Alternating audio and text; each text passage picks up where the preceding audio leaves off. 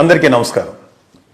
జన సైనికులకి, వీర మహిళలకి, జనసేన అభిమానులకి, నాయకులకి, ముఖ్యంగా మా జనసేనాని పవన్ కళ్యాణ్ గారికి 11వ జనసేన ఆవిర్భావ దినోత్సవ సందర్భంగా హృదయపూర్వక శుభాకాంక్షలు.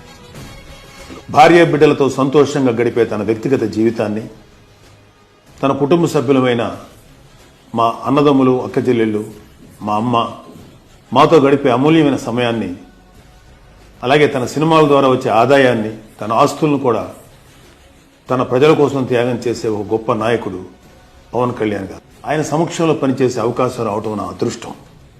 అలాంటి గొప్ప నాయకుడు ఒక నిర్ణయం తీసుకుంటే ఆ నిర్ణయాన్ని గౌరవించడం, గెలిపించడం ఒక జన సైనికుడిగా నా కర్తవ్యం. తన సమస్యల్ని ప్రజల సమస్యలుగా భావించే నాయకులు చాలా మంది ఉన్నారు. కానీ ప్రజల సమస్యల్ని తన సమస్యలుగా భావించి వారి కోసం ఎంతటి త్యాగానికైనా సిద్ధపడే పవన్ కళ్యాణ్ లాంటి నాయకులు చాలా అరుదుగా ఉంటారు. అలాంటి వ్యక్తి నాయకత్వంలో ఒక జన సైనికుడిగా పనిచేయటం నా అదృష్టం. నాలాగే ఎంతో మంది జన సైనికులు, వీర మహిళలు, పోతిన మహేష్ లాంటి నాయకులు పదవుల కోసం కాకుండా నాయకుడి ఆశయం కోసం నిలబడేవారు జనసేనలో లక్షల్లో ఉన్నారు.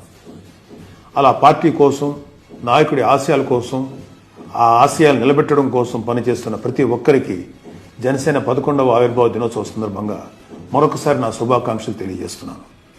నా ఉద్దేశంలో ఒక జన సైనికుడిగా పనిచేయటం కన్నా గొప్ప పదవి ఇంకేది లేదు.